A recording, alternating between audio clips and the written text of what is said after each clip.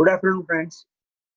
તો આજે આપણે જોવાના છે સમાજ વિજ્ઞાનની અંદર ચેપ્ટર નંબર 2 જે દિલ્હી સલ્તનત હતું તેનું ક્વેશ્ચન આન્સર પાર્ટ 2.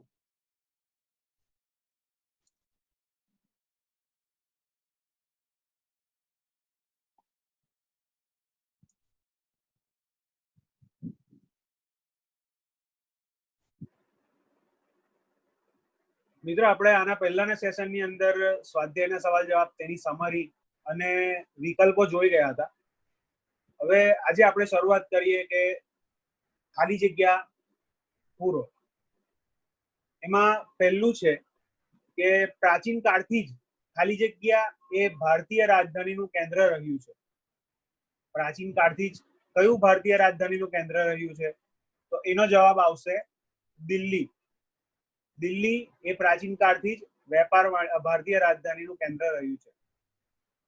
પછી 12મી સદીમાં તોમર અને ચૌહાણ રાજપૂતોના સમયમાં દિલ્હી એ ખાલી જગ્યાનું એક મહત્વનું કેન્દ્ર હતું. તો તોમર અને ચૌહાણના રાજપૂતના સમયમાં તે એક વેપાર વાણિજ્યનું કેન્દ્ર હતું. પછી છે દિલ્હી સલ્તનતના શાસકો ખાલી જગ્યા અને ખાલી જગ્યા મૂળના હતા. તો દિલ્હી સલ્તનતના શાસકો એ તુર્ક અને અફઘાન મૂળના હતા. ઈસવીસન 1206 થી ઈસવીસન ખાલી જગ્યાના સમયગાળા દરમિયાન ગુલામ વંશે દિલ્હીની ગાદી પર સત્તા ભોગવી. તો 1206 થી લઈને 1290 સુધી તેમણે ગુલામ વંશે દિલ્હીની ગાદી ઉપર સત્તા ભોગવી હતી. ત્યાર પછી પાંચમું છે ખાલી જગ્યા એ દિલ્હીમાં સલ્તનતની સત્તાનો પાયો નાખ્યો. તો શાહબુદ્દીન ગોરીએ દિલ્હીમાં સલ્તનતની સત્તાનો પાયો નાખ્યો હતો. પછી શાહબુદ્દીન ગોરીનો ગુલામ કુતબુદ્દીન ઐબક ખાલી જગ્યા વંશનો હતો. તો શાહબુદ્દીન ગોરીનો ગુલામ કુતબુદ્દીન ઐબક એ મામલુક વંશનો હતો. ત્યારબાદ છે ઈસવીસન ખાલી જગ્યામાં પોલો રમતા ઘોડો પરથી પડી જવાથી કુતબુદ્દીન ઐબકનું મૃત્યુ થયું. તો કઈ સાલમાં? તો કે ઈસવીસન 1210 ની સાલમાં પોલો રમતા ઘોડો પરથી પડી જવાથી કુતબુદ્દીન ઐબકનું મૃત્યુ થયું હતું. ત્યાર પછી સુલતાન ખાલી જગ્યા સલ્તનત સત્તાને સર્વોપરી બનાવવા ચહેલગાન એટલે કે ચારગાનની સ્થાપના કરી. તો આપણે જોઈ ગયા હતા કે ઇલ્તુમિશે ચારગાનની સ્થાપના કરી હતી. પછી સુલતાન ઇલ્તુમિશે રાજધાનીનું સ્થળાંતર ખાલી જગ્યાથી દિલ્હી કર્યું. તો સુલતાન ઇલ્તુમિશે રાજધાનીનું સ્થળાંતર એ લાહોરથી દિલ્હી કર્યું હતું. ત્યારબાદ છે સુલતાન એ ખાલી જગ્યાને ગુલામ વંશનો સાચો સ્થાપક માનવામાં આવે છે. તો સુલતાન ઇલ્તુમિશને ગુલામ વંશનો સાચો સ્થાપક માનવામાં આવે છે. ત્યારબાદ 11મું છે કે ખાલી જગ્યા ભારતમાં દિલ્હીની ગાદીએ આવનાર પ્રથમ મહિલા હતી. તો પ્રથમ મહિલા એ રઝિયા સુલતાના હતી. રઝિયા સુલતાના ભારતમાં દિલ્હીની ગાદીએ આવનાર પ્રથમ મહિલા સુલતાન હતા. ત્યારબાદ ઇતિહાસકાર ખાલી જગ્યા સ્વીકાર્યું હતું કે રઝિયા સુલતાનના તેના બધા જ ભાઈઓમાં સૌથી વધુ કાબેલ અને સક્ષમ હતી. તો ઇતિહાસકાર મિનહાજ એ સિરાજે સ્વીકાર્યું હતું કે રઝિયા સુલતાનના તેના બધા જ ભાઈઓમાં સૌથી વધારે કાબેલ અને તે સક્ષમ હતી.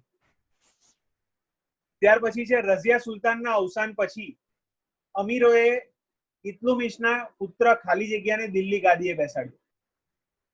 તો રઝિયા સુલતાન અવસાન બાદ તેના ભાઈ નાસિરુદ્દીનને દિલ્હીની ગાદી પર બેસાડવામાં આવ્યો. નાસિરુદ્દીનના અવસાન બાદ ખાલી જગ્યા દિલ્હીની ગાદીએ આવ્યો. તો નાસિરુદ્દીનના અવસાન બાદ ગિયાસુદ્દીન બલબન એ દિલ્હીની ગાદીએ આવ્યો. ત્યારબાદ 15મું છે સુલતાન ખાલી જગ્યા ચહેલગાન દળને વિખેરી નાખી શાસન તંત્ર પરથી અમીરોને પકડીને હળવી કરી. તો સુલતાન ગિયાસુદ્દીન બલબને બરાબર. ચહલગામ દળને વિખેરી નાખીને શાસન તંત્ર પરથી અમીરોની પકડને હળવી કરી હતી. ગયાસુદ્દીન બલબનના અવસાન પછી દિલ્હી સલ્તનત પર ખાલી જગ્યા વંશની સ્થાપના થઈ. તો ગયાસુદ્દીન બલબનના અવસાન પછી દિલ્હી સલ્તનત પર ખલજી વંશની સ્થાપના થઈ. ખલજી વંશે દિલ્હીની ગાદી પર ઈસવીસન 1290 થી ઈસવીસન ખાલી જગ્યા સુધી શાસન કર્યું. તો ખલજી વંશે 1290 થી 1320 સુધી શાસન કર્યું. જો મિત્રો અહીંયા સાલ યાદ રાખવી કેટલી અગત્યની છે એ ઉપર મેં તમને ગયા સેશનમાં કીધું હતું, તેના ઉપરથી ખ્યાલ આવી શકે છે કે તમને ખાલી જગ્યામાં પણ આગળ કે પાછળની ઈસવીસનો પૂછતા હોય છે. બરાબર. ત્યારબાદ છે કે ખાલી જગ્યા દિલ્હીની ગાદી પર બેસનાર ખલજી વંશનો પ્રથમ શાસક હતો. તો જલાલુદ્દીન એ દિલ્હીની ગાદી પર બેસનાર ખલજી વંશનો પ્રથમ શાસક હતો. 19મું છે સુલતાન જલાલુદ્દીન પછી ખાલી જગ્યા ખલજી દિલ્હીની ગાદી આવી. તો સુલતાન જલાલુદ્દીન પછી અલાઉદ્દીન ખલજી દિલ્હીની ગાદી પર આવ્યો. 20મું છે સુલતાન ખાલી જગ્યા ખલજીએ દિલ્હીમાં સ્થાયી સેનાની શરૂઆત કરી. તો સુલતાન અલાઉદ્દીન ખલજીએ દિલ્હીમાં સ્થાયી સેનાની શરૂઆત કરી હતી. પછી ખલજી વંશ પછી દિલ્હીની ગાદી પર ખાલી જગ્યા વંશની સ્થાપના સ્થપાઈ. તો ખલજી વંશ પછી તુગલક વંશની સ્થાપના સ્થપાઈ હતી. બીજું છે ખાલી જગ્યા તુગલક દિલ્હી સલ્તનતના તુગલક વંશનો પ્રથમ શાસક હતો. તો ગિયાસુદ્દીન તુગલક એ તુગલક વંશના પ્રથમ શાસક હતો. 23મું છે ખાલી જગ્યા તુગલક વંશનો એક પ્રતિભાવંત સુલતાન હતો. તો મોહમ્મદ બિન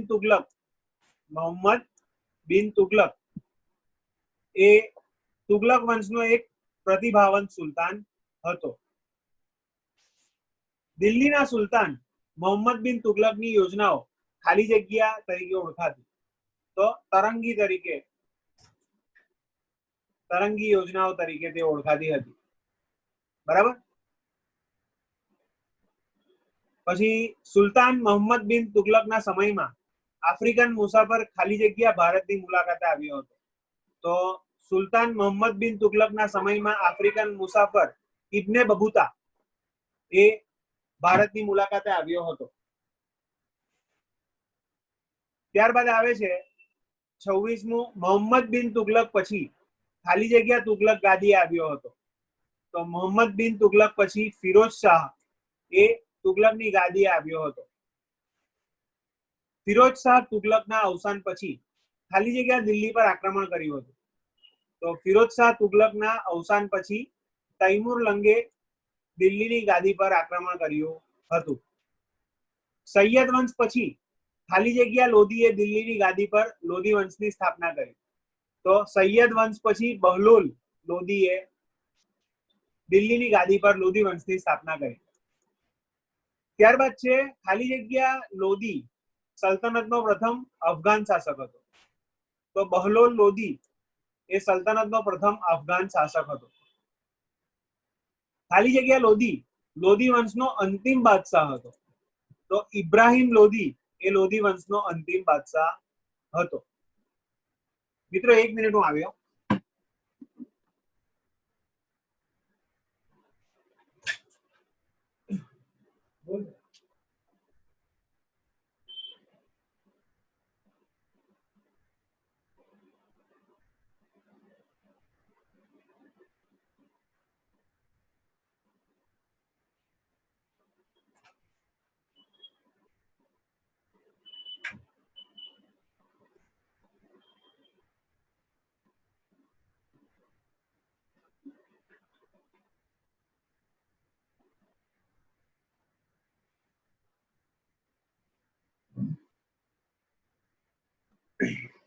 ત્યારબાદ 31મી ખાલી જગ્યા છે કે પાણીપતનું પ્રથમ યુદ્ધ ઇબ્રાહિમ લોધી અને ખાલી જગ્યા વચ્ચે થયું હતું. તો ઇબ્રાહિમ લોધી અને બાબર વચ્ચે થયું હતું. પાણીપતના પ્રથમ યુદ્ધમાં ઇબ્રાહિમ લોધીનો પરાજય થતા દિલ્હીની ગાદી ઉપર ખાલી જગ્યા શાસનની શરૂઆત થઈ? તો પાણીપતના પ્રથમ યુદ્ધમાં ઇબ્રાહિમ લોધીનો પરાજય થતા દિલ્હીની ગાદી પર મુગલ સામ્રાજ્યનું શાસનની શરૂઆત થઈ. 33મું છે, દિલ્હી સલ્તનતમાં ખાલી જગ્યાની સત્તા સર્વોપરી ગણાતી? તો દિલ્હી સલ્તનતમાં સુલતાનની સત્તા એ સર્વોપરી ગણાતી. 34મું છે, દિલ્હી સલ્તનતમાં સુલતાનનો પ્રધાનમંત્રી ખાલી જગ્યા કહેવાતો? તો દિલ્હી સલ્તનતમાં સુલતાનનો પ્રધાનમંત્રી એ વજીર ગણવામાં આવતો હતો. પછી દિલ્હી સલ્તનત કાળમાં વહીવટ તંત્રનો વડો ખાલી જગ્યા હતો? તો દિલ્હી સલ્તનતમાં વહીવટનો વડો એ પણ વજીર હતા. દિલ્હી સલ્તનત કાળમાં પ્રાંતને ખાલી જગ્યા કહેવામાં આવતો? તો પ્રાંતને ઇક્તા કહેવામાં આવતો હતો. દિલ્હી સલ્તનત કાળમાં ઇક્તાના વડાને ખાલી જગ્યા કહેવામાં આવતો? તો ઇક્તાના વડાને ઇક્તેદાર કે મુક્તિ તરીકે ઓળખવામાં આવતા હતા. પછી દિલ્હી સલ્તનત કાળમાં જિલ્લા અને તાલુકાને અનુક્રમે ખાલી જગ્યા અને ખાલી જગ્યા કહેવામાં આવતા? તો દિલ્હી સલ્તનત કાળમાં જિલ્લા અને તાલુકાને અનુક્રમે શીખ અને પરગણા તરીકે ઓળખવામાં આવતા હતા. પછી કુવત ઉલ અસલામ નામની મસ્જિદ ખાલી જગ્યા શહેરમાં આવેલ છે? તો કુવત ઉલ અસલામ નામની મસ્જિદ એ દિલ્હીમાં આવેલી છે. દિલ્હી સલ્તનતની સ્થાપનાથી ભારતમાં ભારતીય ખાલી જગ્યા શૈલીના સ્થાપત્યોના નિર્માણની શરૂઆત થઈ હતી. તો દિલ્હી સલ્તનતની સ્થાપના પછી ભારતમાં ભારતીય ઇસ્લામિક શૈલીના સ્થાપત્યોના નિર્માણની શરૂઆત થઈ હતી. ત્યારબાદ દિલ્હીમાં કુતુબ મિનારનું બાંધકામ સુલતાન ખાલી જગ્યાએ શરૂ કરાવ્યું? તો કુતબુદ્દીન ઐબકે તે શરૂ કરાવ્યું હતું. ખાલી જગ્યા અને ખાલી જગ્યા એ કુતુબ મિનારનો જીર્ણોદ્ધાર કરાવ્યો હતો? તો ફિરોજ શાહ તુગલક અને સિકંદર લોધીએ બરાબર કુતુબ મિનારનો જીર્ણોદ્ધાર કરાવ્યો હતો. હરિહર રાય અને બુક્કા રાય નામના બે ભાઈઓએ ખાલી જગ્યા સામ્રાજ્યની સ્થાપના કરી? તો હરિહર રાય અને બુક્કા રાયે વિજયનગરની સ્થાપના કરી. ત્યારબાદ વિજયનગર સામ્રાજ્યની સ્થાપના ખાલી જગ્યા નદીના કિનારે કરવામાં આવી? તો તુંગભદ્રા નદીના કિનારે તે કરવામાં આવી હતી. હરિહર રાય અને બુક્કા રાયના ગુરુનું નામ ખાલી જગ્યા હતું? તો હરિહર રાય અને બુક્કા રાયના ગુરુનું નામ એ સ્વામી વિદ્યારણ્ય હતું. હરિહર રાય અને બુક્કા રાય નામના બે ભાઈઓ ખાલી જગ્યા વંશના રાજા હતા? તો તેઓ સંગમ વંશના રાજા હતા. પછી વિજયનગર સામ્રાજ્યમાં સાલુ વંશના શાસન બાદ ખાલી જગ્યા વંશની સ્થાપના થઈ? તો સાલુ વંશ પછી તુલુ વંશની સ્થાપના થઈ. ખાલી જગ્યા વિજયનગર સામ્રાજ્યનો સર્વશ્રેષ્ઠ શાસક હતો? એટલું જ નહીં, તે ભારતનો એક મહાન શાસક પણ હતો. તો કૃષ્ણદેવરાય એ વિજયનગર સામ્રાજ્યનો એક સર્વશ્રેષ્ઠ શાસક હતો અને એટલું જ નહીં, તે ભારતનો એક મહાન શાસક પણ હતો. કૃષ્ણદેવરાયે વિજયનગરની પાસે ખાલી જગ્યા નામનું નગર વસાવ્યું? તો કૃષ્ણદેવરાયે વિજયનગર પાસે નાગલપુર નામનું નગર વસાવ્યું હતું. ભારતના ઇતિહાસમાં કૃષ્ણદેવરાય ખાલી જગ્યાના નામે ઓળખાય છે? તો ભારતના ઇતિહાસમાં કૃષ્ણદેવરાય એ આંધ્રના ભોજ નામે ઓળખાય છે. ત્યારબાદ 51મી છે, 23મી જાન્યુઆરી 1565 ખાલી જગ્યા યુદ્ધમાં મુસ્લિમ રાજ્યોના સંઘની સામે વિજયનગર સામ્રાજ્યનો પરાજય થયો? તો એ તાલીકોટા. 23મી જાન્યુઆરી 1565 તાલીકોટાના યુદ્ધમાં મુસ્લિમ રાજ્યોના સંઘની સામે વિજયનગર સામ્રાજ્યનો પરાજય થયો. ખાલી જગ્યા બહમની રાજ્યનો સ્થાપક હતો? તો ઝફર ખાન એ બહમની રાજ્યનો સ્થાપક હતો. ઝફર ખાને ખાલી જગ્યા નામ ધારણ કરીને બહમની રાજ્યનું શાસન કર્યું હતું. તો ઝફર ખાને અલાઉદ્દીન બહમન શાહ નામ ધારણ કરીને, બરાબર, બહમની રાજ્યનું શાસન કર્યું હતું. 54 છે ખાલી જગ્યા બહમની રાજ્યની રાજધાની હતી.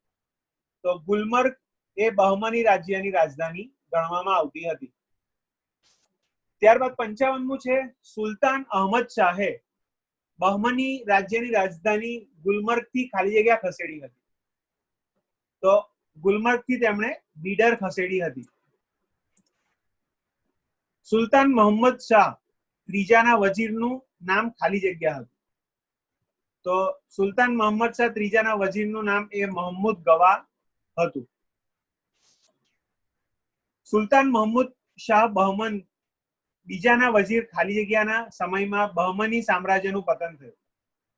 તો સુલતાન મોહમ્મદ શાહ બહમની બીજાના વજીર કાસિમ બરીદ એના સમયમાં બહમની સામ્રાજ્યનું પતન થયું. બહમની સામ્રાજ્યનું પતન થતા સમગ્ર સામ્રાજ્ય ખાલી જગ્યા સ્વતંત્ર રાજ્યમાં વહેંચાઈ ગયું. તો બહમની સામ્રાજ્યનું પતન થતા સમગ્ર સામ્રાજ્ય એ 5 સ્વતંત્ર રાજ્યમાં વહેંચાઈ ગયું. ત્યારબાદ છે ઈસવીસન ખાલી જગ્યામાં કુતબુદ્દીન ઐબકે દિલ્હી સલ્તનતની સ્થાપના કરી. તો ઈસવીસન 1206 માં કુતબુદ્દીન ઐબકે દિલ્હી સલ્તનતની સ્થાપના કરી હતી. ઈસવીસન 1526 માં ખાલી જગ્યા લોધીના શાસકના અંત સાથે દિલ્હી સલ્તનતનો અંત થયો.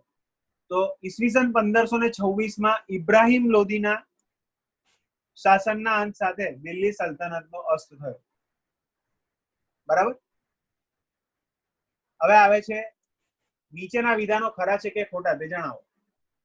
તો દિલ્હી સલ્તનતના શાસકો મૂળ તુર્ક અને મુગલ જાતિના હતા. તો ના, ખોટું છે. પછી ગુલામ કુતબુદ્દીન ઐબક મામલુક વંશનો હતો. તો હા, એ સાચી વસ્તુ. ત્યાર પછી કુતબુદ્દીન ઐબકના અવસાન પછી રઝિયા સુલતાન દિલ્હીની ગાદીએ આવી. તો સાચું નથી, ખોટું છે. કુતબુદ્દીન ઐબક પછી નહીં, ઇલ્તુમિશ વખતની વાત છે. ચોથું, સુલતાન ઇલ્તુમિશે રાજધાનીનું સ્થળાંતર પેશાવરથી દિલ્હી કર્યું હતું. તો એ પણ ખોટું છે. ત્યારબાદ રઝિયા સુલતાન એ દિલ્હીની ગાદીએ આવનાર પ્રથમ મહિલા હતા. તો એ સાચી વાત છે, ખરું. છઠ્ઠું છે કે સુલતાન ગિયાસુદ્દીન બલબન પછી નાસિરુદ્દીન દિલ્હીની ગાદીએ આવ્યો. તો આ વિધાન ખોટું છે. જલાઉદ્દીન ખલજીથી ખલજી વંશની શરૂઆત થઈ. તો સાચી વાત છે, ખરું. સુલતાન અલાઉદ્દીન ખલજીએ દિલ્હીમાં સ્થાયી સૈન્યની શરૂઆત કરી. તો સાચી વાત છે, ખરું. પ્રતીક મુદ્રા પ્રયોગ એ મોહમ્મદ બિન તુગલકની યોજના હતી. તો એ પણ સાચી વાત છે. પછી મોહમ્મદ બિન તુગલકના સમયમાં ઈરાનનો મુસાફર ઇબ્ન બબુતા ભારતની મુલાકાતે આવ્યો હતો. તો ના, એ ખોટી વાત છે. મોહમ્મદ બિન તુગલકના સમયમાં નહીં આવ્યો. ત્યાર પછી 11મું છે દિલ્હીની ગાદી ઉપર બહલોલે સૈયદ વંશની સ્થાપના કરી. તો એ ખોટું વિધાન છે. બહલોલ લોદી દિલ્હી સલ્તનતનો પ્રથમ તુર્ક શાસક હતો. તો આ વિધાન પણ ખોટું છે. ઇબ્રાહિમ લોદી એ લોદી વંશનો છેલ્લો બાદશાહ હતો. તો મિત્રો આ વિધાન સાચું છે. ઈસવીસન 1526 માં પાણીપતના બીજા યુદ્ધમાં બાબર સામે ઇબ્રાહિમ લોદીનો પરાજય થયો. તો આ વાત ખોટી છે, ખોટું. દિલ્હી સલ્તનતમાં સુલતાનનો પ્રધાનમંત્રી વજીર કહેવાતો.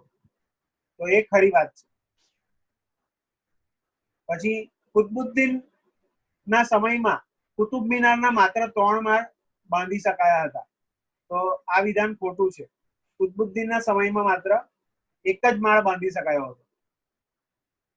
પછી કુતુબુદ્દીનનું અધૂરું રહેલું બાંધકામ ફિરોજ શાહ તુગલકે પૂર્ણ કરાવ્યું હતું.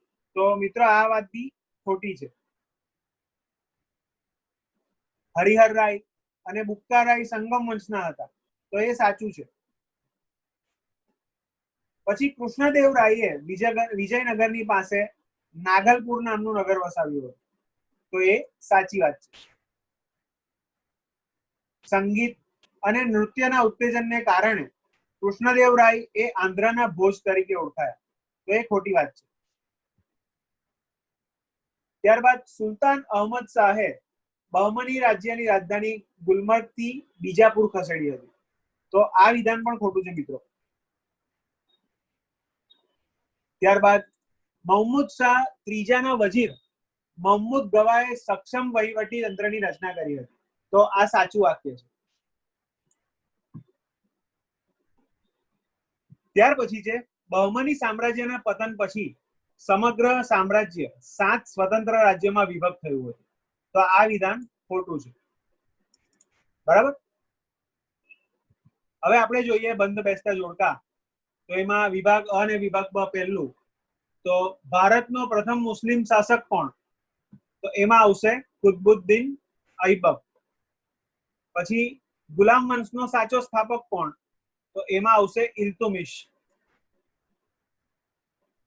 ત્યારબાદ ચહેલગામને વિખેરી નાખનાર તો કે ગયાસુદ્દીન બલબન. અને ખલજી વંશનો પ્રથમ શાસક તો કે જલાલુદ્દીન. બરાબર. બીજા જોડકા છે તો કે દિલ્હીમાં સ્થાયી સેનાની શરૂઆત કરનાર, તો એમાં આવશે અલાઉદ્દીન. ત્યારબાદ તરંગી યોજનાઓનો યોજક, તો એમાં આવશે મોહમ્મદ બિન તુગલક. સૈયદ વંશનો સ્થાપક, તો એમાં આવશે ખિજખા. લોધી વંશનો સ્થાપક, તો એમાં આવશે બહલોલ. ત્યાર પછી છે કુતુબ મિનાર, તો એ આવશે દિલ્હીમાં. ઢાઈ દિનકા ઝોપડા, તો એ આવશે અજમેરમાં. વિજયનગર, તો વિજયનગર આવશે તુંગભદ્રામાં. બહમની રાજ્યની રાજધાની, તો એ આવશે બીડરમાં.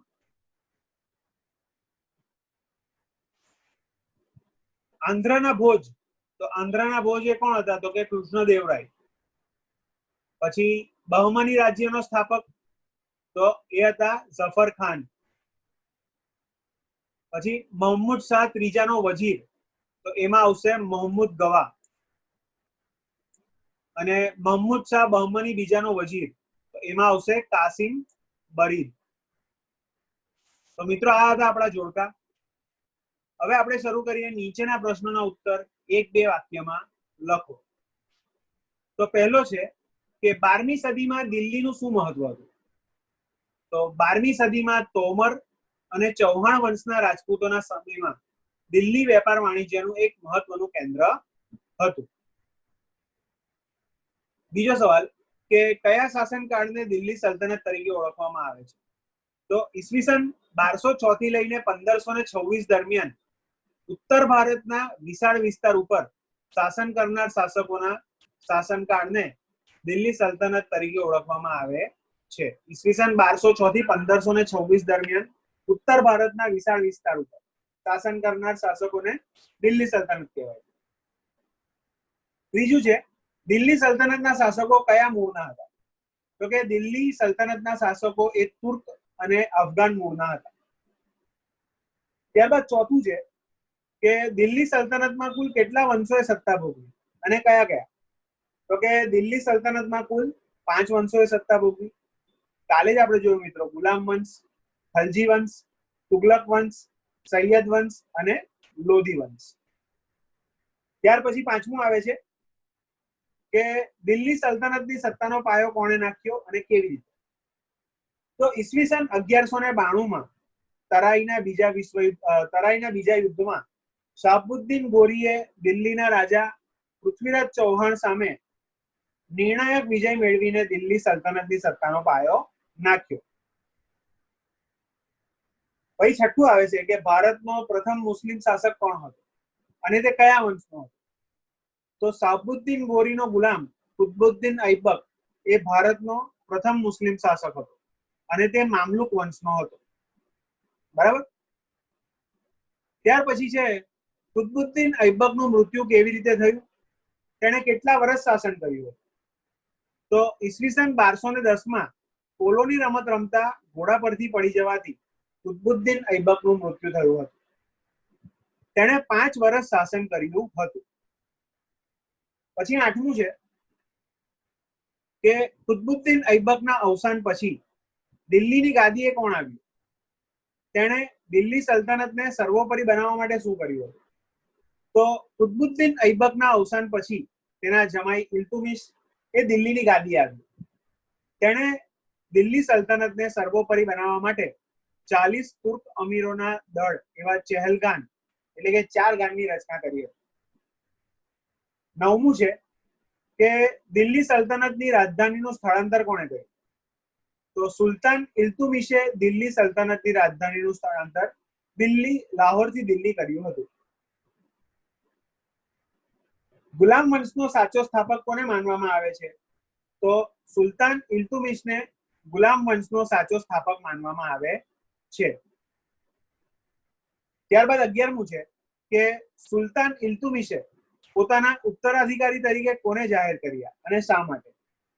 તો સુલતાન ઇલ્તુમિશે પોતાના પુત્રોમાંથી એક પણ પુત્ર સુલતાન બનવા માટે યોગ્ય લાગ્યો નહીં હતો.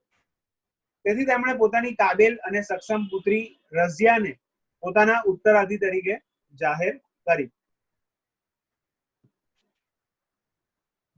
ત્યારબાદ 12મો સવાલ છે કે દિલ્હી સલ્તનત દરમિયાન દિલ્હીની ગાદી ઉપર બેસનાર સૌ પ્રથમ મહિલા કોણ હતી? તો દિલ્હી સલ્તનત દરમિયાન દિલ્હીની ગાદી ઉપર બેસનાર સૌ પ્રથમ મહિલા એ રઝિયા હતી.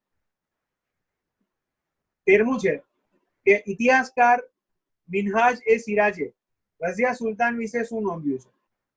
તો ઇતિહાસકાર મિનહાજ એ સિરાજે રઝિયા સુલતાનના વિશે નોંધ્યું છે કે રઝિયા તેના બધા ભાઈઓ કરતા શાસન માટે સૌથી વધુ કાબેલ અને સક્ષમ હતી.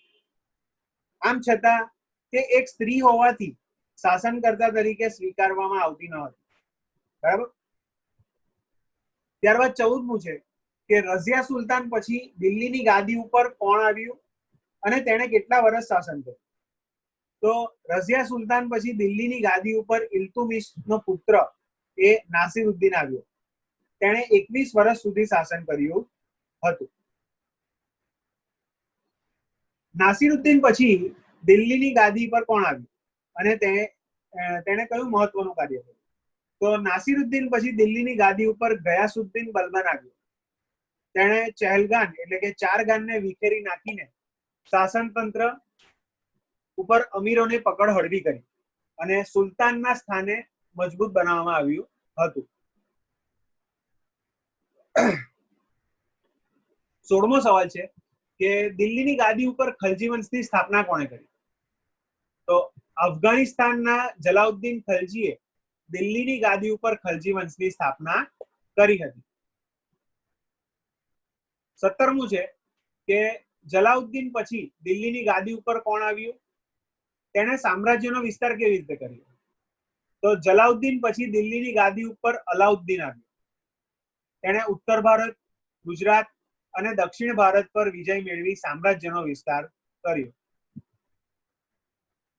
18મો સવાલ છે કે અલાઉદ્દીન ખલજીએ દિલ્હીના લશ્કર તંત્રમાં શું સુધારો કર્યો?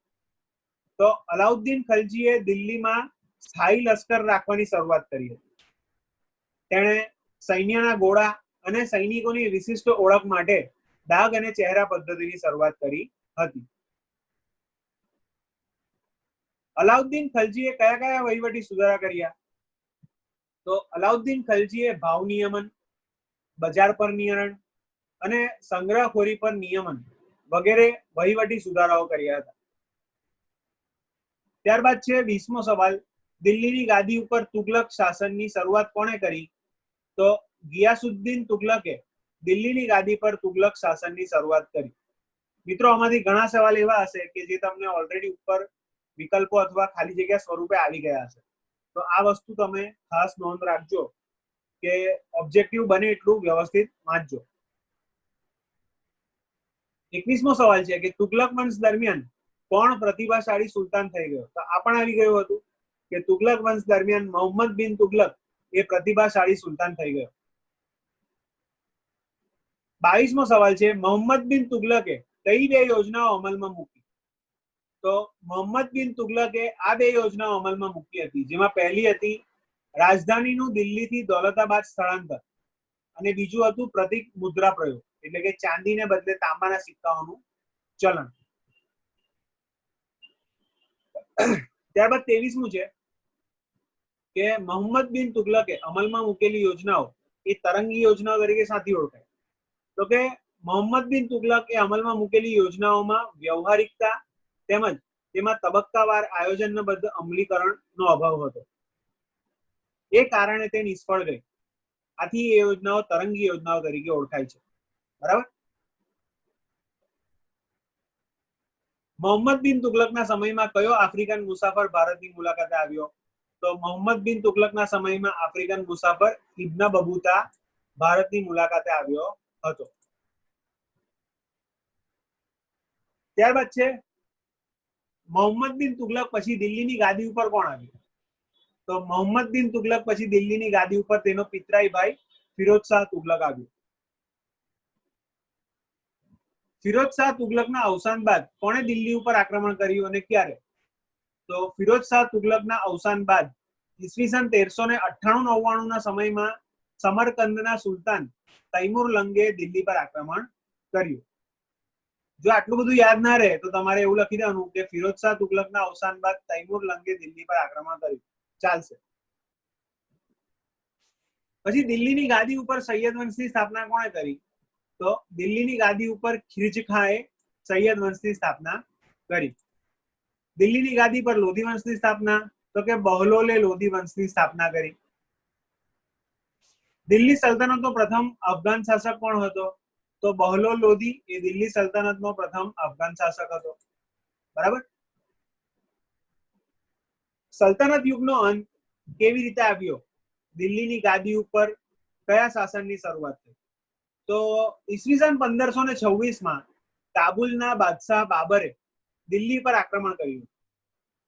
પાણીપતના પ્રથમ યુદ્ધમાં બાબર સામે સલ્તનતના બાદશાહ ઇબ્રાહિમ લોધીની પરાજય થતા સલ્તનત યુગનો અંત આવ્યો અને દિલ્હીની ગાદી ઉપર મુગલ શાસનની શરૂઆત થઈ ગઈ હતી. બરાબર.